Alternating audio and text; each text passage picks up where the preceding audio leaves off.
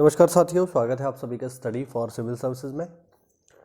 ये क्लास है हमारी आर ओ के लिए जो जीएस का जो हमारा रिवीजन क्लास चल रही है, उसमें आज हम लेकर के आए हैं करंट अफेयर का एक टेस्ट। मैंने आप लोगों से पूछा था कि आपको अब किस टॉपिक पर वीडियोस चाहिए, तो आपने बोला था, ज़्यादातर लोगों ने पोल में भाग लिया था तो बोला था हमें करंट अफेयर के रिवीजन वीडियो चाहिए। तो इसीलिए मैं जो है करंट अफेयर के रिवीजन वीडियो आपके लिए लेकर के आ रहा हूँ। अच्छा, इनकी वीडियोस की खासियत ये रहेगी कि ये बाइलिंगुअल रहेंगे, यानी हिंदी इंग्लिश दोनों में ही आपको देखने को मिलेंगे, तो आपको कहीं से भी कोई दिक्कत होने वाली नहीं है। ठीक है, तो अगर आप इंग्लिश मीडियम के हैं तो भी और हिंदी मीडियम के हैं तो भी ये आपको दोनों ही तरीके से हेल्प करेंगे। ठीक है, चलिए देखते हैं। यहाँ पे देखिए पहला क्वेश्चन, देखिए in which of the following state India's first marina will be constructed. भारत के किस राज्य में पहले मरीना का निर्माण किया जाएगा। ऑप्शन देखिए, उत्तर प्रदेश, कर्नाटका, गुजरात और असम। ये चार ऑप्शन है आपके पास।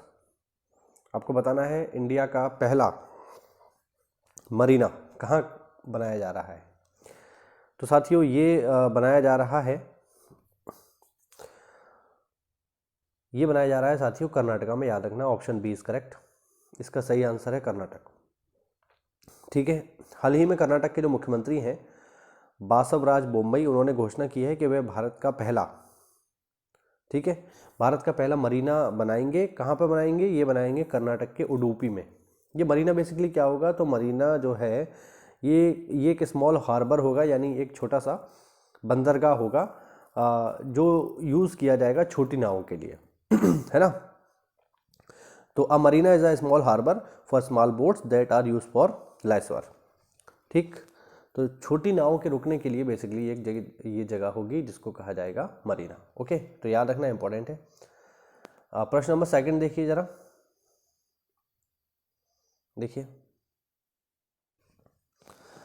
विच lake was visited by union finance and corporate affair minister Nirmala Sitharaman in March 2023 and she met army personnel. यानी मार्च 2023 में जो हमारी वित्त मंत्री हैं सीतारमन, उन्होंने किस झील का दौरा किया और वहाँ पर सैनिकों से मुलाकात की। ऑप्शन है बेरीनाग झील, डल झील, गुरु डोंगमर या शिलोई। ये आपको बताना है यहाँ पर। इसका जो आंसर होगा साथियों वो हम करते हैं। देखिए इसका आंसर होगा ऑप्शन सी, गुरु डोंगमर लेक। गुरु डोंगमर लेक मैं आपको बता दूं कहाँ पर है, तो ये पड़ेगी सिक्किम में। याद रखना ये कहाँ पर है, ये सिक्किम में है। और गुरु डोंगमर जो लेक है ये इंडिया की हाईएस्ट लेक है, ये भी याद रखना। इसकी ऊंचाई करीब करीब 18,000 फीट के आसपास है ना। तो काफ़ी ऊंचाई पर स्थित है ये गुरु डोंगमर लेक, और ये सिक्किम में मौजूद है। चलिए आगे देखते हैं क्वेश्चन नंबर 3। क्वेश्चन नंबर 3 है the वर्नल equinox is a natural phenomenon that occurred in a year 2023 on. यानी वसंत विषुव एक प्राकृतिक घटना है जो वर्ष 2023 में घटित हुई। आपको बताना है ये कब घटित हुई। ऑप्शन है 28 फरवरी, 21 मार्च, 11 मार्च और 1 अप्रैल। ये आपको आंसर करना है। देखिए ये घटना कब हुई, तो इसका जो आंसर है साथियों वो है ऑप्शन बी, 21 मार्च को ये हुई। 21 मार्च को एक घटना हुई जिसको हम कहते हैं विषुव, या इंग्लिश में कहा जाता है इक्विनॉक्स। इक्विनॉक्स क्या होता है? इक्विनॉक्स एक ऐसी कंडीशन होती है जब जो सूर्य है, जो सन है, वो डायरेक्टली एबव होता है इक्वेटर के, यानी कोई ऐसी कंडीशन जिसमें सूर्य सीधा विषुवत रेखा के ऊपर होता है, तो उस स्थिति को हम कहते हैं ये है विषुव। यानी विषुव एक ऐसी प्राकृतिक घटना है जब सूर्य सीधा चमकता है भूमध्य रेखा के ऊपर। और याद रखना ऐसा साल में 2 बार होता है, एक होता है 21 मार्च को और एक होता है 23 सितंबर को। इन दोनों तारीखों को 21 मार्च और 23 सितंबर को सूर्य सीधा चमकता है भूमध्य रेखा पर, यानी इक्वेटर के ऊपर चमकता है, और इसी घटना को हम कहते हैं विषुव यानी इक्विनॉक्स। ठीक है, तो याद रखिएगा इक्विनॉक्स एक ऐसी घटना है when the sun is directly above the equator. Okay, बढ़ते हैं प्रश्न नंबर 4 की तरफ। देखिए प्रश्न नंबर 4 है इन March 2023 which neighbouring countries bank has opened a bank account with the Indian Bank in Mumbai for the transaction in Indian currency, which will be facilitate across border transaction between the two countries in Indian rupees. मार्च 2023 में भारत के किस पड़ोसी देश की bank ने मुंबई के Indian bank में भारतीय मुद्रा में लेन देन करने के लिए एक बैंक खाता खोला है, जिससे दोनों देशों के बीच सीमा पार का लेन देन भारतीय रुपए में करने में आसानी होगी। क्वेश्चन नंबर 4 देखिए। देखो 4 को हम अगर यहाँ पे देखें तो इसका आंसर होगा ऑप्शन बी श्रीलंका। ठीक, इसका जो आंसर है वो है श्रीलंका। श्रीलंका ने जो है मुंबई में एक बैंक अकाउंट खोला है और श्रीलंका के जिस बैंक ने ये अकाउंट खोला है उसका नाम है सीलोन बैंक। तो सीलोन बैंक ने क्या किया है, मुंबई में एक अकाउंट खोला है इंडियन बैंक में। ठीक है, याद रखेंगे। आगे देखिए प्रश्न नंबर 5। प्रश्न नंबर 5 है, इनमें से कौन सा देश यूक्रेन को लड़ाकू विमान मिग 29 लड़ाकू जेट देने वाला पहला नाटो सदस्य बन गया है? यानी यूक्रेन को मिग 29 देने वाला पहला देश कौन सा बन गया है? Option Bharat, Poland, America, Bulgaria. तो देखो यार, भारत तो नाटो में शामिल है ही नहीं, तो फिर भारत तो हो ही नहीं सकता इसका आंसर। कौन दे रहा है? फिलहाल इसका जो आंसर है वो है पोलैंड, ऑप्शन बी। याद रखना, पोलैंड जो है मतलब सॉरी, पोलैंड क्यों, हाँ इसका आंसर पोलैंड ही है। ओके ठीक है, कोई दिक्कत नहीं। पोलैंड जो है ये भेज रहा है यूक्रेन को मिग 29 फाइटर जेट्स। और याद रखना, देखिए पोलैंड तो भेज ही रहा है, इसके अलावा एक देश और भी है जिसका नाम है स्लोवाकिया। स्लोवाकिया ने भी ये कहा है कि हम भी जो है यूक्रेन की सहायता करने के लिए, यूक्रेन को मदद करने के लिए हम भी फाइटर जेट भेजेंगे। चलिए आगे बढ़ते हैं क्वेश्चन नंबर 6 की ओर। देखो 6 क्या है? 6 है, on March 2023 MP chief minister Shivraj Singh Chouhan declared Mauganj as the 53rd district of state. The new district has been carved out from which district of the state. यानी 4 मार्च 2023 को मध्य प्रदेश के मुख्यमंत्री ने मऊगंज को 53वां जिला बनाया है। अब सवाल ये है कि ये जिला किस जिले से अलग करके बनाया है MP में, ये आपको बताना है। तो चलिए, अगर हम इसके आंसर की बात करें तो इसका आंसर होगा ऑप्शन बी, रीवा। याद रखना, रीवा जो है, रीवा को काट करके, मतलब रीवा से अलग करके हमने एक नया जिला बना दिया है और उस जिले का नाम है मऊगंज। ठीक, मऊगंज में अगर हम ये देखें कि इसमें कौन कौन सी तहसील आएंगी, तो मऊगंज में एक तहसील मऊगंज होगी, एक नई गढ़ी होगी, एक हनुमाना होगी और एक होगी देवतालाब। इनको मिला करके एक नया स्टेट हमने, मतलब एक नया जो है जिला हमने बना दिया है। और मैं आपको बता दूं कि ये जो मऊगंज जो जिला है ये यूपी के साथ भी बाउंड्री शेयर करेगा। ठीक है, चलिए आगे बढ़ते हैं क्वेश्चन नंबर 7 की तरफ।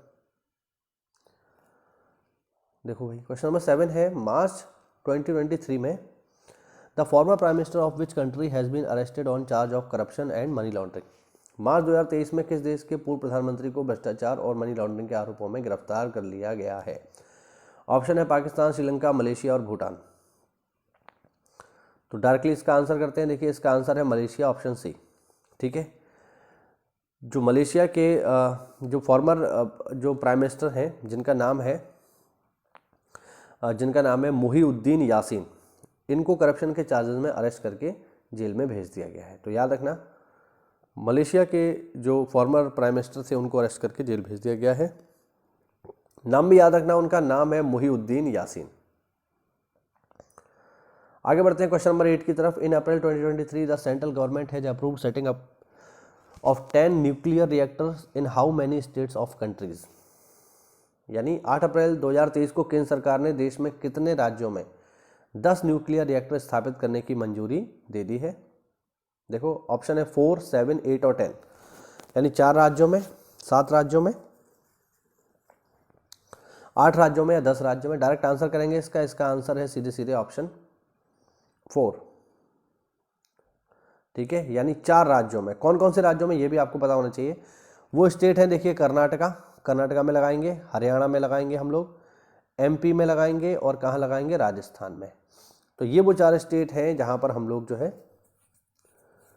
लगाएंगे न्यूक्लियर रिएक्टर।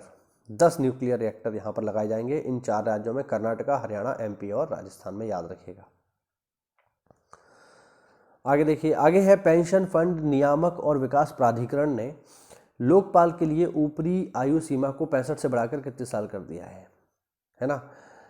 यानी जो PFRDA है change the upper age limit for its Lokpal from 65 to how many years, यानी 65 साल से बढ़ाकर कितना कर दिया है। क्वेश्चन नंबर 9 डायरेक्टली आंसर करना है। तो मैं आपको बता दूं इनकी एज को 65 से बढ़ाकर कर दिया गया है 70 साल, ठीक है। अभी 70 साल पर रिटायर होंगे, पहले 65 साल पर रिटायर होते थे। चलिए आगे देखते हैं क्वेश्चन नंबर 10।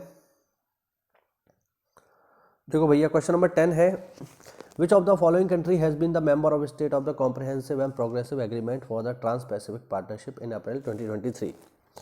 अप्रैल 2023 में निम्नलिखित में से कौन सा देश ट्रांस पैसिफिक पार्टनरशिप के लिए व्यापक और प्रगतिशील समझौते का सदस्य बन गया है? ऑप्शन है ब्रुनेई, ब्रिटेन, कनाडा और चिली। ये आपको बताना है। तो इसका जो आंसर है क्वेश्चन नंबर 10 का, ये आंसर है ब्रिटेन, ठीक है, ऑप्शन बी इज करेक्ट। तो मैं आपको बता दूं ये जो संगठन है CPTPP, ठीक है, इसमें ऑस्ट्रेलिया है, ब्रुनोई है, कनाडा है, चिली है, जापान है, मैक्सिको है, पेरू है, मलेशिया है, न्यूजीलैंड है, सिंगापुर है, वियतनाम है। इन सब के बीच जो है एक ओपन ट्रेड एग्रीमेंट है। और अभी जो इसमें शामिल हुआ है ये हुआ है ब्रिटेन, और इससे पहले जो शामिल हुआ था 2018 में वो शामिल हुआ था चिली। तो लेटेस्ट की बात कर रहा है तो इसका आंसर होगा ऑप्शन बी, यूके या फिर ब्रिटेन। आगे बढ़ते हैं क्वेश्चन नंबर 11 की तरफ। देखो क्वेश्चन नंबर 11 है, अप्रैल 2023 में किस राज्य सरकार ने विनिर्माण क्षेत्र को अधिक लचीलापन प्रदान करने के लिए कारखाना अधिनियम 1948 में संशोधन करने के लिए कारखाना विधेयक 2023 पारित किया है? In April 2023 which state government has pass the factory bill 2023 to amend the factory act 1948 to provide more flexibility to the manufacturing sector? Option है गुजरात, तमिलनाडु, असम और कर्नाटका। ये आपको बताना है क्वेश्चन नंबर 11। क्वेश्चन नंबर 11 का सीधे सीधे आंसर करेंगे, ज़्यादा इसमें कुछ है नहीं। और जो फैक्ट्री अमेंडमेंट एक्ट जो लेकर के आया है जो स्टेट, उस स्टेट का नाम है Tamil Nadu, option B is correct, याद रखना इंपॉर्टेंट है, ठीक है। चलिए आगे बढ़ते हैं। आगे देखो क्वेश्चन नंबर 12। क्वेश्चन नंबर 12 है, India has propose to develop a G20 park in which city to symbolize togetherness on the path of development. Bharat ने विकास के पथ पर एकजुटता के प्रतीक के रूप में कहां पर G20 पार्क विकसित करने का प्रस्ताव रखा है? तो G20 पार्क कहां बन रहा है, याद रखना, इंपॉर्टेंट क्वेश्चन है, पेपर में आपको मिल सकता है। ये बनाया जा रहा है साथियों, ये सेटअप किया जा रहा है नई दिल्ली में, याद रखेंगे। क्वेश्चन नंबर 12 का आंसर होगा बी, न्यू दिल्ली में हम लोग बना रहे हैं एक G20 पार्क। इंपॉर्टेंट क्वेश्चन है, पेपर में मिल सकता है।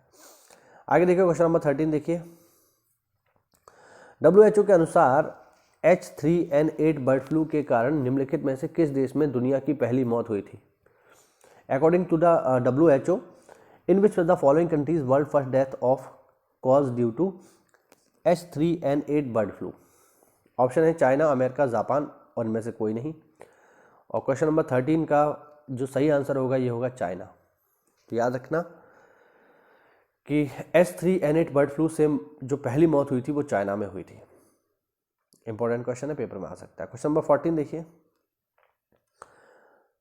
क्वेश्चन नंबर 14 है, निम्नलिखित में से कौन सा एक राज्य अधिकांश नई इमारतों में नेचुरल गैस और अन्य जीवाश्म ईंधन के उपयोग पर प्रतिबंध लगाने वाला पहला अमेरिकी राज्य बन गया है? Which one of the following state has become the first US state to ban the use of natural gas and other fossil fuel in the most new buildings? Options are Alaska, New York, Georgia और Mexico. अब इसमें से आपको answer करना है question number 14, ठीक है। तो 14 का जो करेक्ट आंसर है वो ऑप्शन बी, न्यूयॉर्क, याद रखना, ठीक है। हाँ, under the new law New York new buildings under 7 stories must use electric for heating and cooking by 2026 and by the 2029 for taller building. यानी इसका मतलब ये हुआ कि अलास्का, मतलब ये जो अमेरिका है यहाँ पे अब जो भी 2026 तक न्यू बिल्डिंग्स बनेंगी जिनकी ऊंचाई 7 मंजिल तक होगी, वो पूरी तरीके से जो है नेचुरल गैस और जो हमारे फॉसिल फ्यूल है इनसे फ्री होंगी। और 2029 तक ये जो बड़ी बड़ी इमारतें हैं जिनकी ऊंचाई 7 मंजिल से ज़्यादा है उन पर भी हम इसको लागू कर देंगे। तो ये एक नया जो है प्रपोजल है अमेरिका के न्यूयॉर्क स्टेट का, याद रखना। आगे देखो क्वेश्चन नंबर 15। मई 2023 में भारत के 14वें उपराष्ट्रपति जगदीप धनखड़ ने राजस्थान में कहां पर नाथू मिर्धा की प्रतिमा का अनावरण किया? Nathu Mirdha. Where in Rajasthan did the 14th Vice President of India Jagdeep Dhankar unveil the statue of Nathuram Mirda on a 14th May 2023? Option है जालौर, नागौर, चित्तौड़गढ़ और जैसलमेर। तो क्वेश्चन नंबर 15 का सीधे सीधे आंसर करेंगे हम। इसका आंसर है ऑप्शन बी, नागौर, याद रखना। नागौर। नागौर को जो है हम मेड़ता सिटी के नाम से भी जानते हैं और यहीं पर जो है नाथूराम मिर्धा की जो है स्टैचू को अनवील किया गया, उसका उद्घाटन किया गया। आगे देखो question number 16। Archaeological Survey of India ने निम्नलिखित में से किस प्रसिद्ध मंदिर में अपनी संरक्षित स्मारकों की सूची में शामिल इसको कर लिया है? Archaeological Survey of India has taken an important decision to include which of the following famous temple in its list of protection monuments in May 2023। Option है Vriddheshwar temple, Somnath temple, Kapileshwar temple या मीनाक्षी टेम्पल। तो क्वेश्चन नंबर 16 का जो सही answer है ये है Kapileshwar temple, जो पड़ता है भुवनेश्वरा में, याद रखना। ओके, आगे बढ़ते हैं। क्वेश्चन नंबर 17 देखिए। Which of the two following countries have eliminated the eye flu trachoma as a public health problem in May 2023? तो मई 2023 में किस अफ्रीकी देश ने ट्रोकोमा को समाप्त कर दिया है? ट्रोकोमा जो है ये मैं आपको बता दूं आँखों से संबंधित एक रोग है, ठीक है। इसमें क्या होता है कि जो आँखें हैं ये इसमें सबसे ज़्यादा प्रभावित होती हैं, मतलब आँखों से जुड़ा हुआ है ना। तो कौन से ऐसे देश हैं जिसने इसको ख़त्म कर दिया है? तो चलिए आंसर करते हैं इसका। इसका आंसर है ऑप्शन ए, बेनिन और माली। बेनिन और माली ने पूरी तरीके से ट्रोकोमा को ख़त्म कर दिया अपने यहाँ से। क्वेश्चन नंबर 18 देखिए। On the 6 May 2023 union law and justice minister Kiren Rijiju, अब ये नहीं है, ध्यान रखना, launched the trailer of Arunachal Pradesh first Telugu language film Love in 90s in New Delhi. This film is related to which district of Arunachal Pradesh? मई 2023 में जो हमारे केंद्रीय न्याय मंत्री थे किरेन रिजिजू, उन्होंने अरुणाचल प्रदेश की टैंगिन भाषा में पहली फिल्म जिसका नाम था लव इन 90s का ट्रेलर दिल्ली में लॉन्च किया। अब ये है कि ये जो फिल्म है ये अरुणाचल प्रदेश के किस जिले से जुड़ी हुई है? ऑप्शन है upper Dibang valley, lower Dibang valley, upper Subansiri और लोअर सुबनसिरी, ये आपको बताना है। और क्वेश्चन नंबर 18 का जो करेक्ट आंसर है ये है ऑप्शन सी, यानी अपर सुबनसिरी में, यानी ऊपरी सुबनसिरी घाटी से या इस जिले से ये जो है संबंधित है, याद रखेंगे, है ना। इसमें जो तांगिन समुदाय है उसके ऊपर ये फिल्म बनी है और ये फिल्म पूरी तरीके से टैंगिन लैंग्वेज में है। टैंगिन लैंग्वेज वहाँ पर बोली जाती है ना, तो इस बात को याद रखना। 19 देखिए। 12 मई 2023 को किस देश ने बड़ी पीड़ा और असाध्य रोगों से पीड़ित लोगों के लिए इच्छा मृत्यु को वैध घोषित कर दिया? Which country has legalized euthanasia for peoples suffering from great pain and include मतलब इनक्योरेबल डिजीज ऑन May 12, 2023? देखिए जो वर्ड है यूथेनेशिया, इसको आप समझ लीजिए, इसको हम लोग क्या बोलते हैं? इसको बोलते हैं इच्छा मृत्यु। इच्छा मृत्यु का मतलब है कि कोई व्यक्ति खुद से अपनी मृत्यु की मांग करता है राष्ट्रपति से या फिर कोर्ट से, बोलता है कि मुझे नहीं जीना है और मुझे अब मरने दिया जाए, तो इसको बोलते हैं यूथेनेशिया। अब बहुत सारे यूरोपियन कंट्री में यूथेनेशिया जो है अलाउ है, वहाँ पर इसको मान्य कर दिया गया है, बट इंडिया में अगर हम देखें तो इंडिया में अभी भी ये एक इलीगल चीज़ है, क्योंकि आर्टिकल जो 21 है वो आपको फ्रीडम ऑफ लाइफ देता है लेकिन मरने का अधिकार नहीं देता है। याद रखना, आपको जीने का अधिकार है आर्टिकल 21 में, लेकिन मरने का अधिकार नहीं है। तो ये थोड़ा एक इम्पॉर्टेंट चीज़ है, आप इसको याद रखना। यूथेनेशिया एक ऐसा टॉपिक है जो बिल्कुल चर्चा में बना ही रहता है। और फाइनली जो है इसका जो आंसर है ये है पुर्तगाल, ऑप्शन बी। तो पुर्तगाल ने क्या किया है, पुर्तगाल ने ये अलाउ कर दिया है कि अगर कोई व्यक्ति जिसकी एज 18 साल से ऊपर है वो बिल्कुल यूथेनेशिया के लिए अप्लाई कर सकता है, और अगर सब कुछ ठीक रहेगा तो उसको मरने दिया जाएगा। आगे देखिए क्वेश्चन नंबर 20। मई 2023 में मेघालय के पश्चिम जैंतिया हिल्स जिले में डॉकी लैंड पोर्ट का उद्घाटन किसने किया? Who inaugurated the Dawki land port in Meghalaya's west Jaintia hill district in May 2023? Options are Amit Shah, Nityanand Rai, Conrad Sangma या इसने भलांग ढार। ठीक है, ये ऑप्शंस है और इसका जो सही आंसर है वो है ऑप्शन बी, नित्यानंद रॉय। ठीक है, तो नित्यानंद रॉय ने इनॉग्रेट किया है पश्चिमी जैंतिया हिल्स जिले में एक डॉकी लैंड एयरपोर्ट, याद रखेंगे। ठीक है, अच्छा ये जो डॉक बनाया गया है ये जो है ये हेल्प करेगा इंडिया और बांग्लादेश के कॉमर्स एंड ट्रेड को, याद रखना। आगे देखिए 21, क्वेश्चन नंबर 21। चीन हाल ही में विश्व का सबसे बड़ा कार निर्यातक देश बन गया है, तो इससे पहले विश्व का सबसे बड़ा कार निर्यातक देश कौन सा था? China has recently become the world largest car exporting countries, so before that which was the world largest car exporting countries. यानी इससे पहले जो है चाइना से पहले कार एक्सपोर्टिंग जो कंट्री था सबसे बड़ा वो कौन था? अभी चाइना है। ऑप्शन है अमेरिका, जर्मनी, जापान, कनाडा। तो मैं आपको बता दूं कि अब तो जो है चाइना बन गया है, बट चाइना से पहले हुआ करता था जापान, याद रखना, ऑप्शन सी। तो ऑप्शन सी बिल्कुल इसका करेक्ट है, पहले जापान हुआ करता था बट अब जापान नहीं है, अब चाइना है। ठीक है, आगे बढ़ते हैं क्वेश्चन नंबर 22 पे।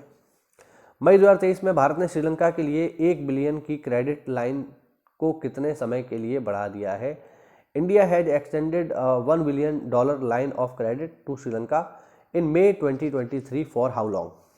ऑप्शन है 3 मंथ्स के लिए, 6 मंथ के लिए, 1 ईयर के लिए या 1 ईयर एंड 6 मंथ के लिए। तो आपको इसको बताना है। फिलहाल इसका जो आंसर है मैं आपको कर देता हूं, इसका आंसर है ऑप्शन सी, यानी 1 साल के लिए हमने इसको बढ़ा दिया है। मार्च 2024 तक हमने इसको एक्सटेंड कर दिया है। ठीक है, आगे बढ़ते हैं क्वेश्चन नंबर 23 पे। देखो भाई क्वेश्चन नंबर 23। फेसबुक डेटा को यूएस ट्रांसफर करने के लिए यूरोपीय संघ ने मई 2023 में मेटा पर कितना जुर्माना लगाया है, ये पूछ रहा है। EU has fined Meta in May 2023 for transferring Facebook data to US. Options are $1.1 billion, $1.3 billion, $2.6 billion और $3.3 बिलियन। 23 का जो आंसर है ये है ऑप्शन बी। तो $1.3 बिलियन का जुर्माना लगाया है यूरोपियन यूनियन ने, किसके ऊपर? फेसबुक के ऊपर। और चार्ज क्या है फेसबुक के ऊपर? चार्ज ये है कि फेसबुक जो है लोगों का डेटा भेजता है अमेरिका को, तो जो डेटा ब्रीचिंग है उससे जुड़ा मामला है। आगे देखेंगे क्वेश्चन नंबर 24। चलिए, जून 2023 को नामीबिया विश्वविद्यालय में Bharat Namibia centre of excellence of information technology का उद्घाटन किसने किया? Who inaugurated the India Namibia Center of Excellence for Information Technology at the University of Namibia on 6 June 2023? Options are PM Modi, उपराष्ट्रपति जगदीप धनखड़, विदेश मंत्री S जयशंकर या रक्षा मंत्री राजनाथ सिंह। 24। तो इसका जो आंसर है साथियों वो है हमारे जो एक्सटर्नल अफेयर मिनिस्टर हैं हमारे, यानी विदेश मंत्री डॉक्टर S जयशंकर, उन्होंने इसका इनॉग्रेशन किया है, याद रखना। ठीक है, हाँ। और ये जो सेंटर होगा इसमें हमने जो है एक सुपर कंप्यूटर भी इस्टेब्लिश किया है। ठीक, और उसका जो नाम है वो है अरुब, ये भी याद रखना। हमने यहाँ पर जो सेंटर लगाया है इसमें हमने एक सुपर कंप्यूटर भी लगाया है, और उस सुपर कंप्यूटर का जो नाम है जो नामीबिया ने ही रखा है वो है अरुब। ठीक है, याद रखना। अरुब बेसिकली चीता होता है, हिंदी में अगर हम देखें तो उसके नाम पर ये जो है सुपर कंप्यूटर, जो कि हमारे यहाँ जो परम सुपर कंप्यूटर है उसको हमने लगाया है, और नामीबिया ने उसको नाम दिया है अरूब, याद रखिएगा। और आगे देखेंगे क्वेश्चन नंबर 25। इंडियन रेलवेज द्वारा किस रेलवे स्टेशन को मल्टी मॉडल ट्रांसपोर्ट हब के रूप में बनाया जाएगा? Which of the following railway station will be developed a multi model transport hub by the Indian railways? Options are Ayodhya railway station, Surat railway station, Jammu Tawi railway station and Dehradun railway station. तो which one is correct, हमें answer करना है question number 25 का। Okay, तो question number 25 का जो correct answer है वो है ऑप्शन बी, सूरत रेलवे स्टेशन। ठीक है, तो सूरत रेलवे स्टेशन को हम लोग बनाएंगे एक मल्टी मॉडल ट्रांसपोर्ट हब। ठीक है, याद रखिएगा, इंडियन रेलवे इसको बनाने जा रहा है। तो ये हुए हमारे 25 क्वेश्चन। ठीक है, अगली क्लास में हम इसके और 25 क्वेश्चन देखेंगे। ठीक है, ये बाइलिंगुअली रहेगी पूरी सीरीज, जिसमें आपको चाहे आप हिंदी मीडियम से हैं या इंग्लिश मीडियम से हैं, दोनों को ही हम बराबर ही लेके चलेंगे। तो अच्छे से मेहनत करते रहिए। अगर ये वीडियो अच्छा लगा हो या नए क्वेश्चन आपको मिले हो तो एक लाइक ज़रूर करिएगा, और वीडियो को अगर अच्छा लगा हो तो चैनल को सब्सक्राइब भी कर लीजिए। मिलते हैं नेक्स्ट वीडियो में, तब तक के लिए जय हिंद, जय भारत, वंदे मातरम।